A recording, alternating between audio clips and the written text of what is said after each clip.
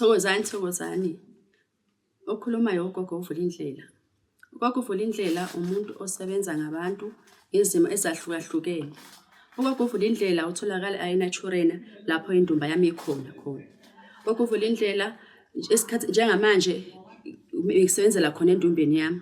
Kodwa kwafika ukuthi abantu abadala bakhuluma nami bathi into eziningi ezenzakala endumbeni yami kuba khona isiphithiphithi kuyangcola abantu mabefika nezinto zabo imimoya le abafika nayo isinya into zami wathi bangibonisa ukuthi kumele ngisebenze kakhulu abantu emanzini njengoba ngisho ukuthi mangihambisa umuntu emanzini ngisebenza ngabantu njengalendlela esithi umuntu uvulelwa inhlanhla yakhe ngivulela inhlanhla yakho kumele ngikuse kuphi ngikuse emanzini ngoba ukuvula kwakho kwenhlanhla ezinye izinto ungasebenzelwa endumbeni usetshenzelwe noma especially endumbeni ungasetshenzelwa khona but izinto zakho zingahambi ngalendlela okumele sihambe ngayo kanti udinga ukuthi ungageziswa ngaphandle ugezwe ngamanzi amanzi ahambayo that's why abanye izinto zabe ziyenza staka umuntu athi impilo yakhe hayi imile ayikwenzeki niksi empilweni yakhe manje into le engiboniswe ngiyona abantu abadala ukuthi hayi kwamanje angibantu ngibasebenze kakhulu emanzini wena othi ufuna uvula inhlanhla yakho into zakho azihambi ngendlela ofuna ngakhona ngayo ngikusithatha ngikuse emanzini kodwa ukuhlola ke kumina ke uhlola online because ngihlola online uma ukuthi ufuna ukuhlola online uyangifonela noma uyangi-WhatsApp uthi gogo ngifuna ukuhlolelwa manje sengiqeda ukuhlolela ngiyabona ukuthi kumele ngikwenze njani ngisebenze ngasiphi isimo kanjani njengoba umunye umuntu sometimes ufika evele yazi vele ukuthi uhlushwa inkinga ethile yilapho engizophona khona ukuthi lo muntu so unenkinga so kumele ke ngiyamthatha ngimsebenze emanzini njengabantu laba abanama court case ngiyabasebenza nabemanzini ngihamba nabo ngibalahlisa lezi zinto lezi abahambiswa nazo izona ezenzela amabhadi empilweni ukuthola sometimes umuntu uyaxoshwa emsebenzini ngendlela anga-understand ukwenzakalani kanti le mimoya ahanjiswa nayo le mimoya idinga lamanzi lanamandla ezokhona ukuthi ishaye lento ephila naye ngaphakathi kuyena iphinde futhi ukuthi labo ababuya ejele ngiyakhona futhi nabo ukuthi ngibase khona futhi emanzini ngibahlambulule ngoba khona umunye umuntu uthi ubuye ejele akekho into akazenzayo uhlala nje ujike futhi isikhathi esinye umuntu ujike usenzani uyabuyela futhi ejele ngobani akahlanjululwanga yena futhi naye ngiyamthatha ngihambe naye emanzini kodwa ngizobe sengimtshela ke umuntu mase ngifonela ukuthi angiphathele ini nani ekunye ukuthi ama products enginawo nama products ukuthi ukhona ukuthi uvule inhlanhla zakho uvuleke zonke into zakhe ezivalekile uma ukuba wena njengoba manje isikhathi samanje abantu baye emsebenzini kumele ubuye emsebenzini uJanuary bantu nemithi bayagadla ngesikhathi esiningi ela ke ukuthi khona ama products ami uthole wona ama products ami ukuthi akhona ukuthi akuvikele kwimoya emibi nalabo abazama ukushaya ngemithi kuthi wena ke uthi into zami zimnyama gogo ngephupha kabi amathongo ami awahlaziyekile kahle angiboni kahle into zami zivalekile ngiyaphupha into ezimbi ngiphupha nje into enginga-understand nawe futhi kanjalo ngiyakuthatha ngosemanzini kuthi wena othi imali moyibamba imali ayihlali nawe futhi kanjalo umuntu kumele ngikwenzeni ngikuthathe kusebenzele emanzini because mina ngugogo kahle ophiwe ngesiphiwo sakhe kahle ophiwe ukuthi umuntu asebenze abantu kuphi emanzini kakhulukazi le abantu abadala bayalile kakhulu ukuthi ngisebenzele ngiqhubeke ngisebenze endumbeni ngoba abantu abakhululeki ngiyacela ke labo ababukele ukuthi bakhona ukuthi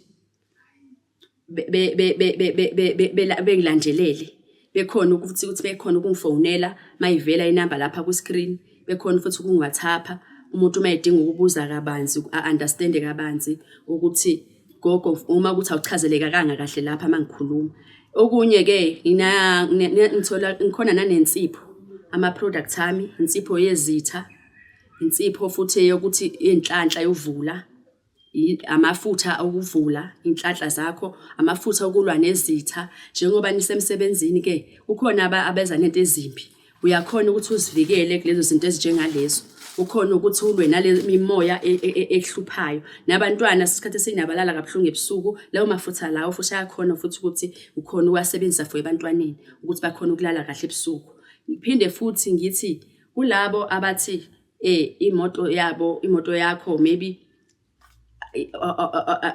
uyithengile awiqinisile uzoxhumana nami usho ukuthi gogo ngidinga ukuthi ungiqinisele imoto mina ngizokhuluma nawe ukuthi siyenza kanjani kuze kuthi khona ukuthi iqinisele imoto yakho. Into eziningi especially ama-products ngiwathumela nge-courier, ngiwathumela ngephepha. Abantu abaningi bafuna ama-products ami ngiwathumela ngephepha. Ufuna isiwasho, ufuna umuthi, ngoba abanye abantu abaningi mabesebenzisa imithi abanye basebenzeli. Omunye usebenzisa isiwasho simsebenzele, ngoba isikhathi esiningi uma umuntu usetshenziswa imithi phezulu kwempilo yakho, ijika uma ukuthi usebenzisa imithi le ijika savula into zakhe engasahambi izinto zakho kahle. Kodwa special kakhulu into ngoba ngugogo ngisebenza ngamanzi, kumele ngise abantu emanzini ukuze ngikhona ukuthi ngiqhaqhe into zabo lezi eziboshiwe. Nanoma isiphi isimo obhekene naso ngiyakhona mina ukuthi ngibhekane naso. Especially wena muntu futhi othi wena uyagula ekhaya, ushawe stroke, ukhona umkhotho okhotha nawo na uyatholakala. Ngiyakhona ukuthumela ngephepha. Uyasho nje wena ukuthi udinga ini ngikuthumelele. Yonke into uzoyikhuluma nami efonini, nalokho unga-understandanga uzokhuluma nami efonini. Iphinde ngithi futhi kulabo abathi banezitha empilweni yabo, ulandelelwa umuntu usemva kwakho akahlukani nawe, mhlawumbe umuntu osebenza emsebenzini uyakufuna ukuxoshisa emsebenzini. Ngisebenza ngakho ukuthi ngifune ngihambise kuphi, ngakusebenze ngamanzi kude lento leyo akayenzayo phezulu empilo yakho ukhona ukuthi isuke, ngoba amanzi adalwe umdali ukuthi asuse zonke into ezingekho right. Ezinye izinto sengabantu sesizangoma ezizinto asizinaki ngaleyo ndlela yokuthi abantu badinga amanzi kuze umuntu akhona ukuthi akhululeke ezintweni aboshwe kuzona. Ngoba thina sizothatha umuntu simgezise endlini, simenze lokho nalokho, izinto zingahambi ngaleyo ndlela leyo. Njengoba kuyikhona ukuthi amandla akhona emanzini, inyoka emanzini enamandla eyona ekhulula abantu. Njengoba nje amanzi mehamba ayifufa, ilokho ukuthi umuntu mangimfaka emanzini ngenzela ukuthi wonke amabhadi namashwa konke lokho umlandelayo kusuke. Nanokuthi wena uchithekelwe isisu, ngiyakhona ukuthi ngikusebenze, ngikhona ukuthi ngikuthathe ngigezise ukuthi kuhambe konke amabhadi la kulandelelayo. Kuthi ngiphinde futhi ngithi wonke umuntu othi mina angisebenzi, ngifuna umsebenzi, iza kumina futhi ngizokuthathe ngikusemanzini, ngiyokhona ukuthi ngivule inhlanhla yakho, ngivule ukuthi ukhona uthola umsebenzi.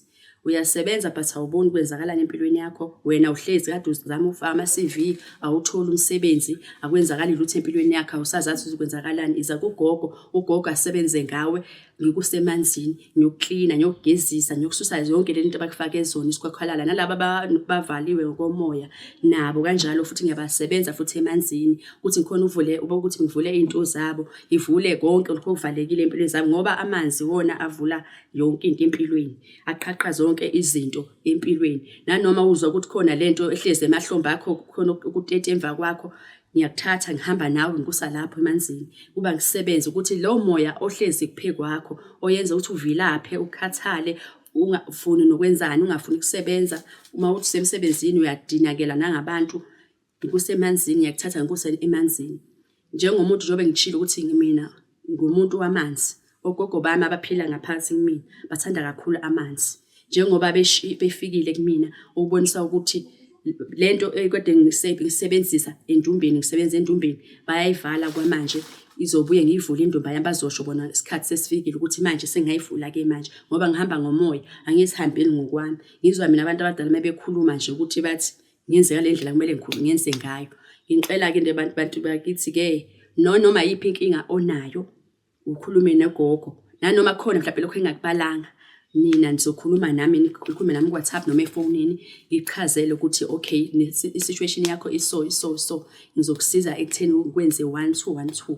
Into yokuthi ke ezinye izinto ubone ukuthi abantu sebehambe kakhulu empilweni, bahlulekile empilweni, ngoba singabantu asifani, ngokusiphiwe zethu futhi asifanani.